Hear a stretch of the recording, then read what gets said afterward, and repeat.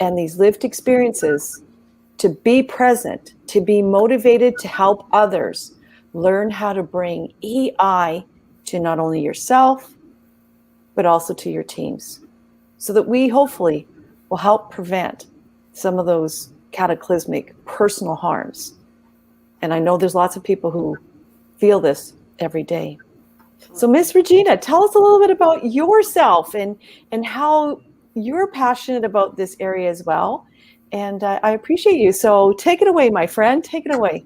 Well, good morning, everyone. Good morning, Sandra. Thank you for having me today. I am coming at a place of entrepreneurship. I have been a transformational life coach for the last 5 years, been doing mentorship for 20, but been an entrepreneur for over 30. I've ran 3 companies at once, had many teams to deal with, had many overhead and sites. And one thing about EI is that's very important to me and how I see it is that if you're a leader and you know how to read people, you know what people need, or you also can see problems before they even start, between conflicts, maybe between 2 strong-willed people, or however you want to set up your team when hiring, this can really greatly affect your business and also improve or devastate your business. So it just depends on how you want to look at it. But it definitely is a strength, I feel, if you are a grounded, mature, open, and how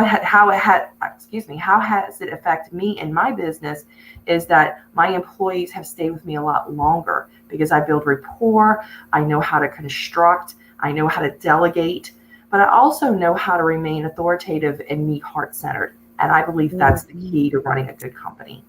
Fantastic. Wow. There was lots of good nuggets in even just that share. So thank you, Regina.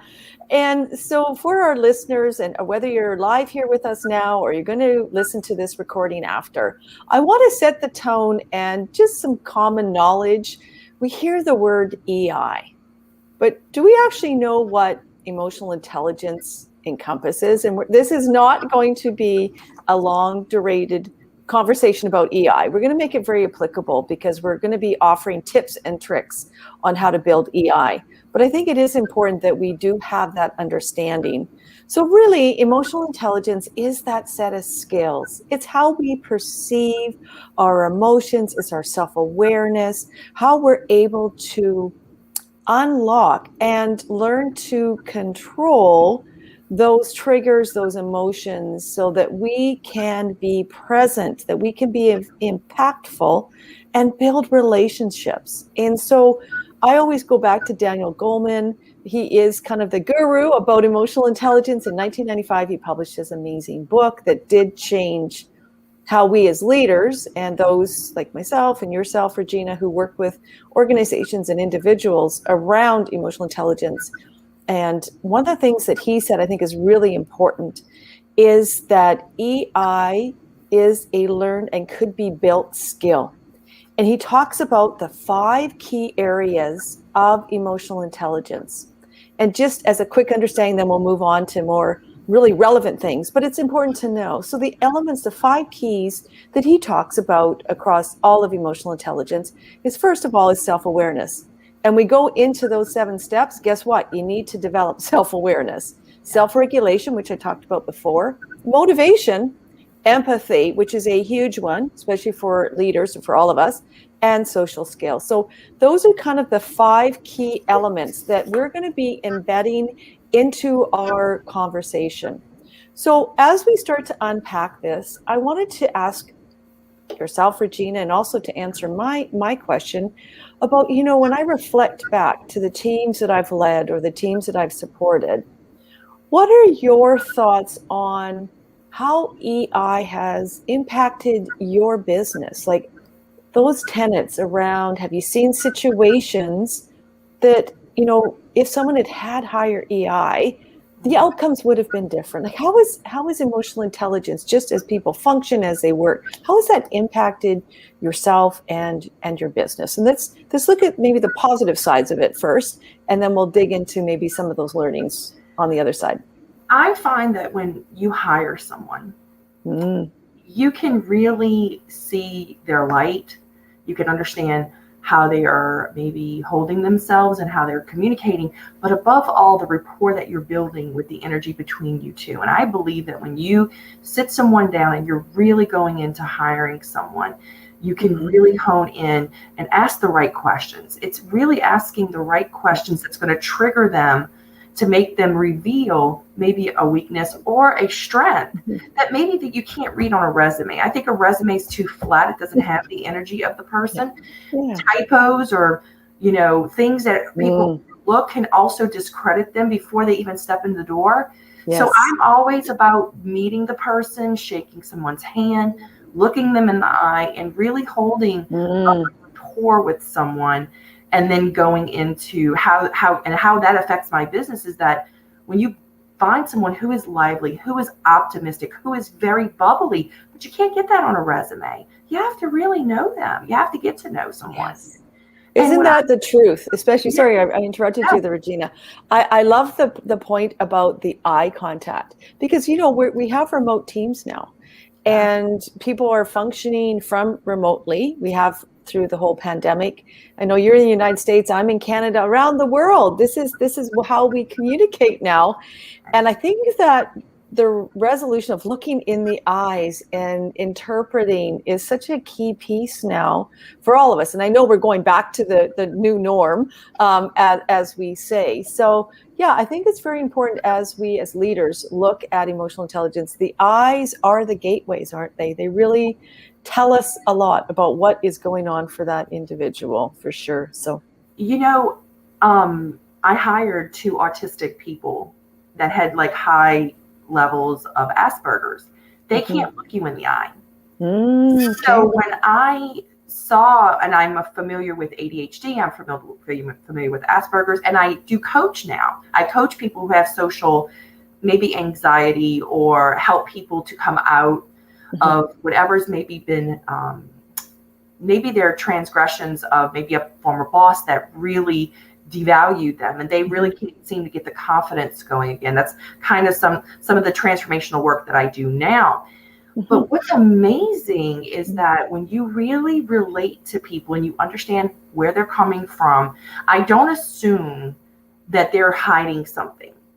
I ask the right questions, and you can start pulling things out and get little cues of maybe they have a social. So I wouldn't put someone on my front lines that has this issue, but they might be an awesome detail manager overseeing where they don't have the conflict. They don't have that connection with a lot of people coming at them during the day.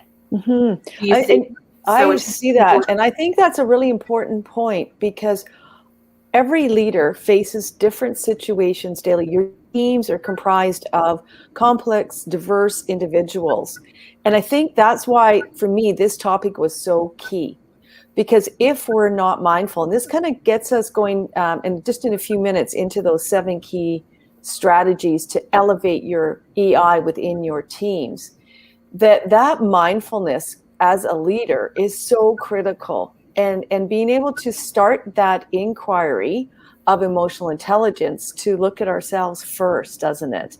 And I know in my experiences as someone who was driven to understand, why do people do what they do? How can certain leaders stand in front of a team and not be aware of their impact on other people? How is that possible? We see that day in and day out. It really shocks me. So these next 7 strategies, I think, are critical, because it will give individuals the power to be able to stand in their own strength, their own 2 feet, to be able to say, hey, okay, you may not, and again, I'm not labeling or naming anyone, but you may not be displaying active listening or showing me empathy or listening to what I'm saying. You may be making assumptions. You're not really inviting me into a relationship here to understand how we can work collaboratively together. But I can do certain things. And we always talk about managing up, managing across. That really is around emotional intelligence, isn't it, really, when we start to look at it. And, this kind of brings me back to the point around, well, let's get into the 7 points. And we'll kind of loop back a little bit about what happens to people if they start to burn out because they're trying to do these things. Because I think one of the biggest challenges we face in this world is if we do burn out. So the first thing, as I mentioned, the first tip is we need to start to look at ourselves. And as an individual, whether we have formal leadership or informal leadership positions, each and every one of us, we need to be able to help the individual with focused intention. And what I mean by intention is how can we invite that individual into looking at self? Now, I have a couple of ideas that I have put forward that works for me with teams. And Regina, I'd love to get your ideas as well, because there are some things that we need to help people unlock themselves to become self-aware as that first opportunity to invite EI to grow in your teams. And the one of the things that I do, I call it my personal inventory. And I don't know, Regina, if you've done this with your teams or with people that you've worked with. I love personal inventories. And what a personal inventory is the opportunity for that individual to look at their life and take a sheet of paper and lay it down and put all of the individuals that they have in their life. Now, you can do this just with your team. And then across the top, you add, and you can put whatever markers you want. But I usually put, do these individuals take energy? Do they give me energy? How much time do I spend with these people? Mm-hmm. And what is the net of that experience? Are there keywords that come out of it that maybe give me an aha moment? And I think that is one of the first things that I do to help teams begin that self-exploration. And then you can set up individual byads, meaning two people coming and sharing together. And I found that was very impactful. So Regina, what kind of opportunities have you brought forward to teams that helps individuals start to look inside? Well, first of all, I identify with the owner or the manager, and I break down exactly what they're looking for. Because see, every team has a strategy or a goal that they need to achieve. And I have to have that goal in mind before I can really set up who's the strength and who's the weakness, or how can we use this energy for the right motion that they're looking for, the right outcome. So, you know, sometimes working with the leader on its own first will really give me insight on what the team, how the team is perceived. And sometimes it's just a conflict between the leader and the team. As you know, there's some kind of gap there that needs to be bridged before we can consolidate everybody on the same level. Because how I look at it is that when you're an owner or an entrepreneur, to get on your team's level and not just get a whole bunch of yes people, like, you know, people saying, sure, I'll do that. Sure. And they're burning out, right? And they're burning out and they're just really not getting the production or the way that they can handle the outcome. Hey, Kanu.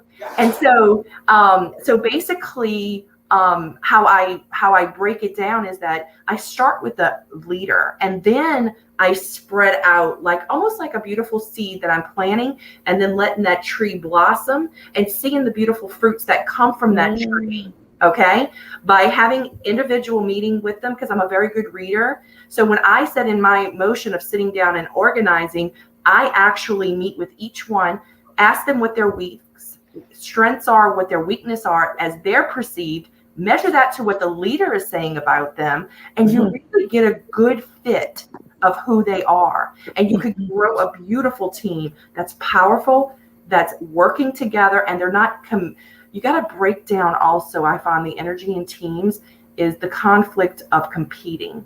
I don't know about you ladies, but competing is really where people get jealous because they didn't get the right value or what have you. And this is a way to diffuse that. Because if you know that a person as a leader, as an entrepreneur will, you know, see everyone, see their strengths, see their weaknesses, compliment on the weaknesses when they are out pushing themselves out of their comfort zone, you can really reward your employees with confidence, with reassurance, but also with love. I really think that's a weird saying, who says love in business anymore? For me, that's high priority. I have to love my employees. Yes. I I love that. I love that. Thank you, Miss Regina. What a blessing. I love what you said. And I'm going to shift that love over to our love guru who happens to be in the house. How beautiful is that? What a segue. Oh my gosh.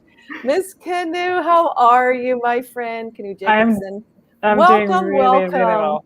Thank Oh you, my thank you. gosh, love seeing you. Thank you for showing up and participating. You're looking so radiant and beautiful.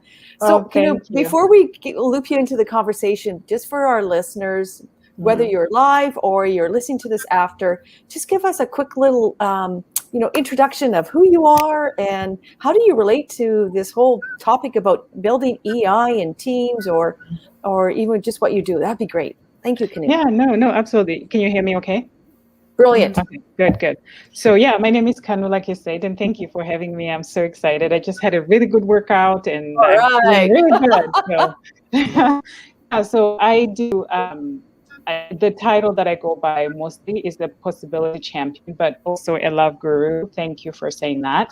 So I work with, on one hand, I work with single professionals who are high achieving women. They have everything in life, but they don't have love.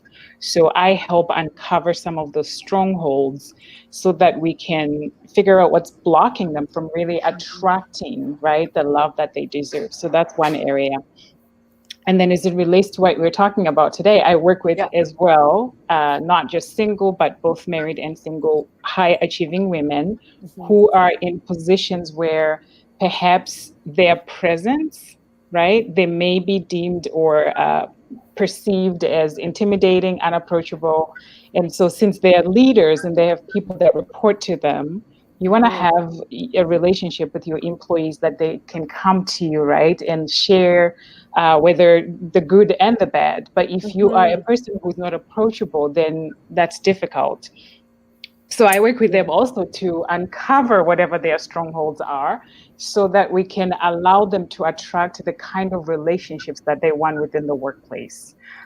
So I that, love that. Oh, yeah, wow. Like you both are just amazing women. And I'm going to include myself in that because we're all doing great work to not only elevate, but help women unlock, unleash, absolutely. step into their power, be their authentic self. And that's why I feel this topic is so important because the best way to do that is to elevate with emotional intelligence. You have to know Right. yourself. You have to be able to get present with yourself.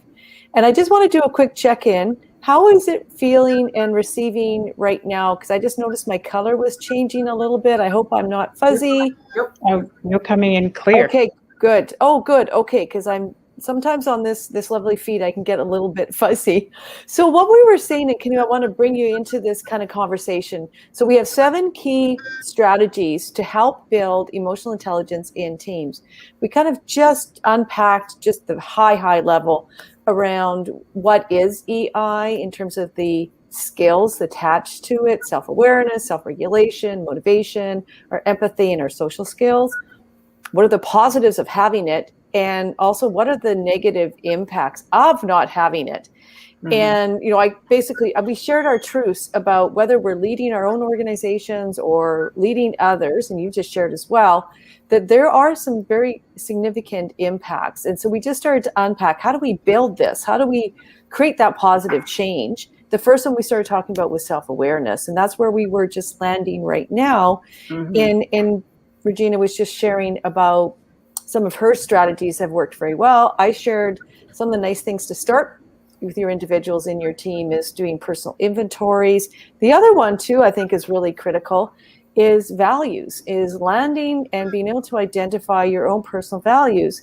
As someone who, even as a leader, I thought I knew what my values were, but until I actually took the time to stop and reflect and do the exercise again for myself and really own it and know this is my definition.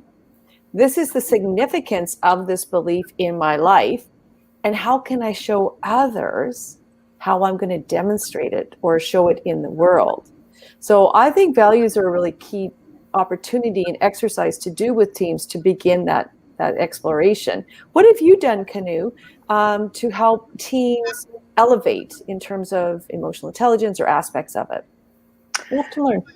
Yeah. So, one of the things that I do, and I love you talked about values, because I think they're important. And in every work that I do, no matter what position you're in, you have to know your values. I mean, all the workplaces that we get our paychecks from, they have their own values. So as an individual, you should have your own personal values. So I have my clients go through the values framework to identify what their top 5 are.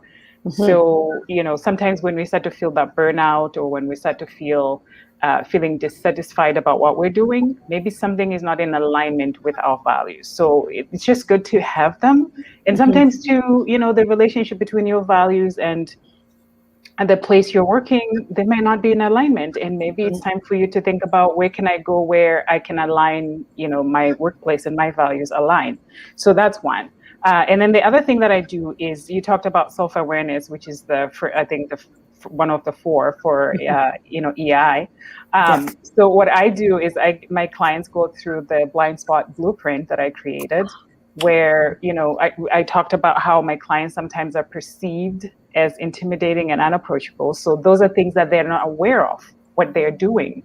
It could be their body language, it could be what they say, it could be how they say it, or whatever the case may be. It's different for each individual. So we go through the blind spot blueprint, where they get feedback from the people that they trust, and that would give them valuable feedback. And so then you're aware of these things that you're doing. I mean, I went through that exercise myself, like mind blown, right? It sounds like it. That sounds amazing. Yeah. And so, love it. And it really helped me actually connect with people, because I was a change agent, where I was doing emotional intelligence with my teams, with my doctors, with my nurses, you name it. But then I also had my own blind spots. So I had to face that and get feedback from about 10 people that I trust, and they have my best interest at heart. So they will give me really good feedback. So I took that seriously and went through every single thing that they gave me. And I actually learned a lot about myself and the things that I wasn't aware I was doing, but I was doing. And some of them was even like self-sabotage in there. And because I kept asking myself, why am I doing these things? Yes. It didn't make sense, but once I was aware that I was doing that, like a total, it's like a whoa, it's a moment. Yeah, game Isn't changer. it Absolutely. though, right? Like, thank you for bringing that up, because I'm going to ask Regina a quick question as well, because actually it's interesting when we talk about, feedback, feed forward. That's actually my point 5. So I'm going to link that in and bring Regina in, because one of the other tools that I've utilized with teams, which I find very effective to elevate their EI, is, and it was actually a tool I didn't develop, because I have developed lots of tools myself. But one of the things that I think is really simple, it's called the feed forward. Has anyone ever heard of Feed Forward by Marshall Goldsmith? And Marshall Goldsmith has created a great simple tool. And basically you pick one area in your life. And I actually got to utilize this. This is how I got to know it through my Royal Roads University, my master's in leadership. And one of the first tactics that we had to do is start to go inside. Just like you said, Kanu, it's basically taking one area of your life, going to 3 or 4 people that you trust, not having a big dissertation, but just asking and saying, in this one area, I would like to get some feed forward of how I could improve in this area. That's it. Be open, get the information, don't have a conversation of why you're doing it, but then you come back and it either will, yes, re-clarify for you, it will reconfirm, and it just starts that exploration. So Regina, I'm kind of linking 2 now. So we're on kind of point 1 to 2, which is really awesome, because I just want to respect on the time as well. What have you done in terms of looking at, because I know you do so many great things, for helping people elevate in feedback, feed forward, giving information, how to help people receive information? I think that's really important. I deal with people more on an individual level and one-on-ones. So I work with them first on one-on-ones, and then I usually get incorporated in the team. Yeah. So when I come in, I see things that are not there sometimes. I actually have a knack of having a great spirit of intuition and a very godly divine connection. So sometimes when I walk into a room, as Kanu was saying, strongholds are very you can feel it. You can feel the energy. If you're walking in with the entrepreneur, with his team, the whole room shifts. Mm-hmm. And you can really hone in on where that's coming from. Is it one person? Is it the whole team? And so what I do is I evaluate, where's the path going? Where's the path of resistance that's there? And so usually I do an assessment, a quick assessment in myself, and try to clear the energy and get it back to ground level, and then build up a template for each team. So mine's very, very unique on each level that I do. So it's almost how I do my coaching. My coaching is never done with a program or statistics. I actually look at the person at a soul level and then get them to be exactly who they're called in their divine power. So that is amazing. So it's a little different for me, but yet it's very effective, because what I have seen in just me being an entrepreneur for 30 years, owning 3 companies, having many teams, what I realize is that if you get to you get to the rawness of a person, bad or good, okay? Because sometimes I've had some bad employees, people that have lied, stolen, I should say. And you have to understand that when that happens, you almost take it personally. Like, what did I do? Did I miss something? And you get you to, step back and lose your confidence in reading people or to understand people when you're hiring them. So when I come into an evaluation, what I try to do is really feel and be open and communicate clearly. And I don't allow defensiveness. If you go into defensiveness, then that's probably the telltale sign that you're withholding something or you're getting uncomfortable. And so I just kind of have sessions with people where they're just 2 of them sitting in front of each other and just really communicating clearly without going into defensive. Because once you go into defensive, you come reactive instead of responsive. Yes. So that's I love this conversation, because you just touched on another point. We're doing a really good job of just, there's another point. There's another point. And I'll do a summary at the end. But, just kind of what I've listened to, what I'm hearing for both Kanu and with Regina, the importance of communicating with intention, but also active listening. And there is a difference in active versus passive listening. And I find it's interesting in working with individuals or even with teams, organizations. Some people can say, yeah, I'm an active listener. But what happens? Do you really feel, you see something different? There's a disconnect. Because how do you know if someone is actively listening? Ladies, how do you pick up on those clues? So when our listeners are listening, they can go, if I'm sitting in front of my team, how do I know that my individuals, my team members are actually feeling it, that I'm actively listening? What are some strategies that you use to engage people so that they feel heard and acknowledged? There's lots of great tools, but I'd love to have you share just quickly, because I'm just reflecting the time, and then I'll just add a few little nuggets. So what is your one nugget? Who wants to take it? I'll take it, but I'm going to give 2. So okay. This is a point that I wanted to share as it relates to teams and how you can make sure that the teams are working well and everybody understands each other, right? Yeah. There's a study that was said that 79% of people that quit their jobs, they cite lack of appreciation in the workplace. And so what I did with my teams was do, the languages of love without touch, because that's a no, right? Yeah. So the languages of appreciation in the workplace is what they're called. So literally understanding what is their language. So you talked about how do you know somebody's active listening?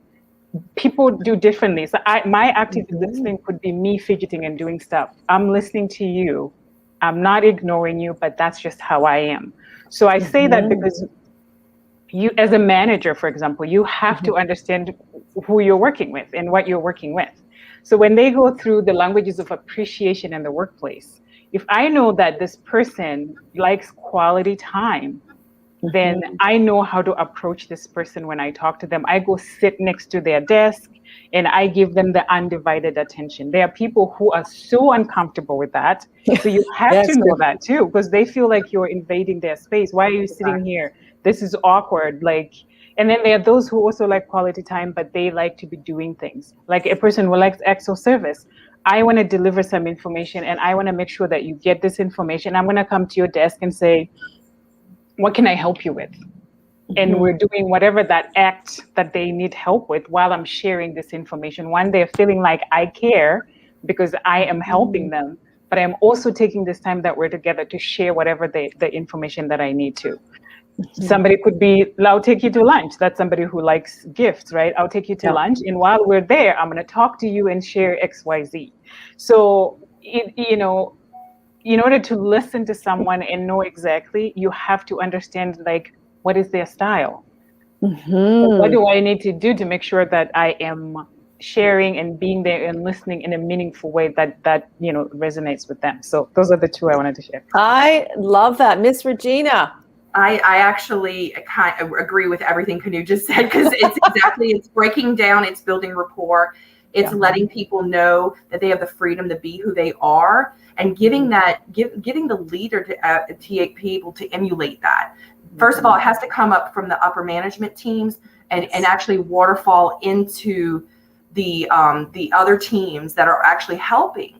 And so some of the companies that I work with, they're very large, and you have an inner team besides an outer team, and then you have the middle management on top of that, and then you have the workers that are in the field. So you have to understand that if you can get all the way to the top levels of what you're talking about, and they can start implementing these rapports, it just really alleviates, it just becomes a big unified circle of movement.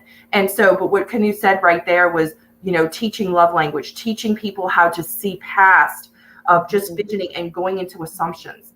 I try to stop people to assuming. I let people know, like, look, that woman has ADHD. Like, I don't know if you know that. I don't even think she knows that she has ADHD, but she's ADHD. Okay. Oh my gosh, it's so true. So it's so true, Regina. You gotta be comfortable with and so when I work with people, I'm so straightforward, and plus I could see people at a soul level. And I can incorporate that in a very tangible way. And it's why I've had 3 successful companies. It's why I've worked with many people. It's why I've turned into mentoring and coaching. And also I just don't want to be a spiritual coach. I want to be out there. I love business. Business is mine. It's so true. So true. You got to have a passion for it. You really do. Yeah. You do. And not trying to move us. Well, I am actually moving us forward just because I want to reflect the time right now. In actively listening to what my 2 beautiful guests are saying, it's such a richness that observation is so critical, isn't it, in leadership?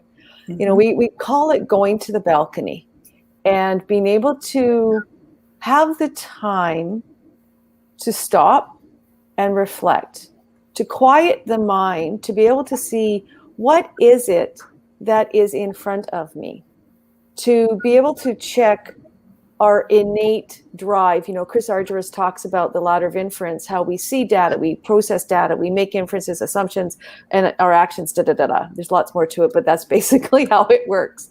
And you as a leader, unless you take the time, and emotional intelligence has taught us to become self-aware, to look at how we process information, how we think and how we feel, go back down to look at the emotions that are driving these behaviors. One of the first things we have to learn in order to build EI in our teams is to be able to have that moment of reflection, to be able to stop ourselves when these triggers are firing at us. We're in these complex situations, things are coming at us. Wow. Like, okay, what am I seeing? Just like what you both have said. And those are different tactics that you can offer, is just, can you do 1 or 2 minutes a day? Can you just purposely, with intention, stop and observe? And one other thing I'd love to offer in terms of this, I don't know how many of you in your working world actually have this done. I'm a huge proponent, and I facilitate this in a lot of different organizations, where I invite different teams to take on an observer role in their meetings. Because it's a really interesting learning, just like what both of you have shared, is that we're in it, we're not looking at it. So taking that moment to step back and say, okay, today, Regina, you're going to be the observer, and you're going to document all the interactions that are happening within that one meeting. And then I challenge them to do it for the next 3 meetings, and having different people depending on the size of the team. And it's fascinating. It's talk about self-awakening to how not only the team, its norms are, what its culture is, how people either respect or don't respect, how we look and how we communicate. And so that is something that I'm doing right now with really building teams, especially in this transition today from remote back to work. Yeah. Because that is a huge shift, because people are used to the little bubble, and we've been working in our bubble. And now we're like, oh, I'm in your bubble. Okay. So ladies, I just want to look at maybe 1 or 2 more quick points. Is there anything that kind of bubbles up for you in terms of reflection and observation? And then we just have one more kind of area, and I'll recap the 7. Does anything else kind of percolate for you around that in terms of reflection and observation that you like to share? Are the strategies for team meetings? Go ahead. I don't know. That's an interesting point, because this is something new to me. I'm not sure, and perhaps maybe if we both don't have any additions to share there, maybe you can share what the benefits are of doing that. Sure. So the person is sort of sitting back and like observing the meeting in a way. Yeah. So what is the idea behind that person? Like, if I'm doing it, then what am I supposed to be looking for and observing? Sure.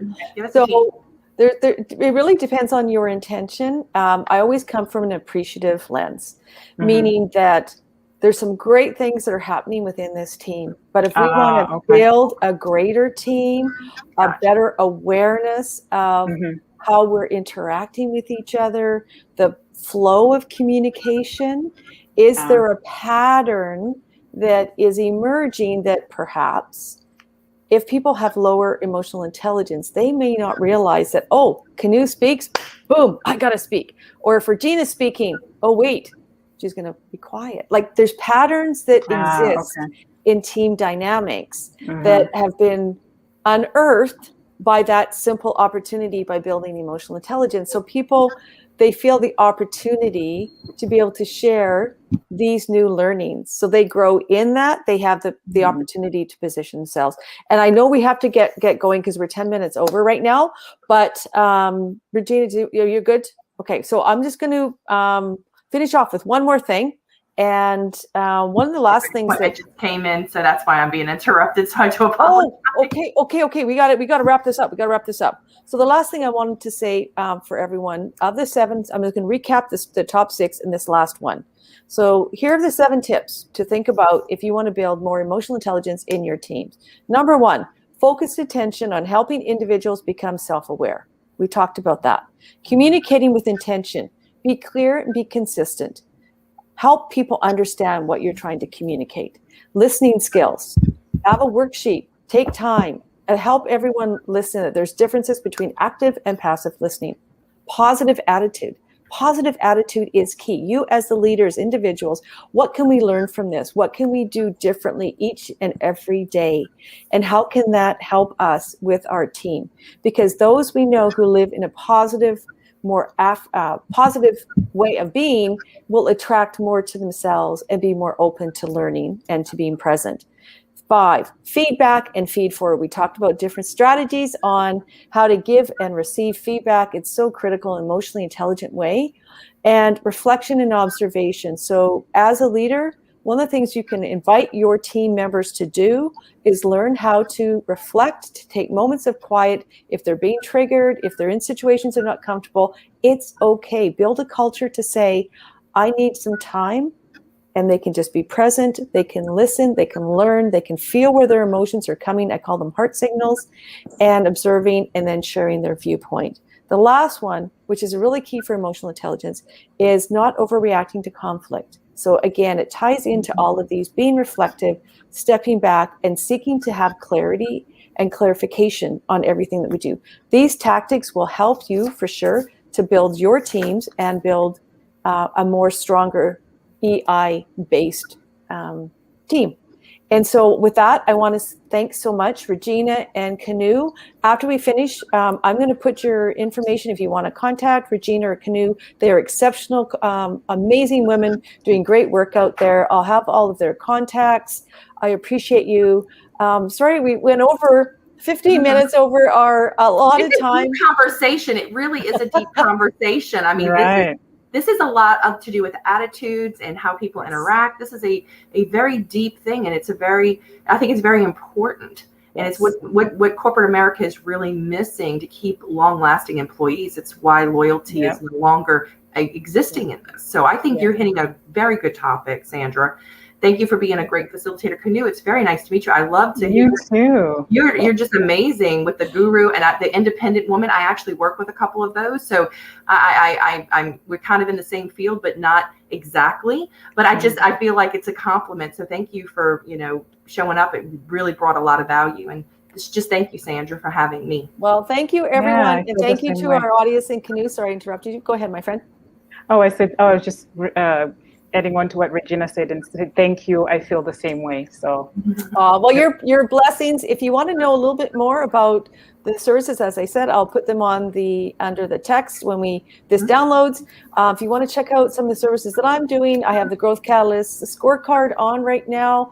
Love to connect with you, to be able to grow with you. I am on a mission to ignite and unlock women leaders' hearts, their authentic leadership heart, because by doing that, we can all step into our power and achieve our daring goals. So my website's www.sandrahorton.com. Thank you so much. Next Thursday will be another topic.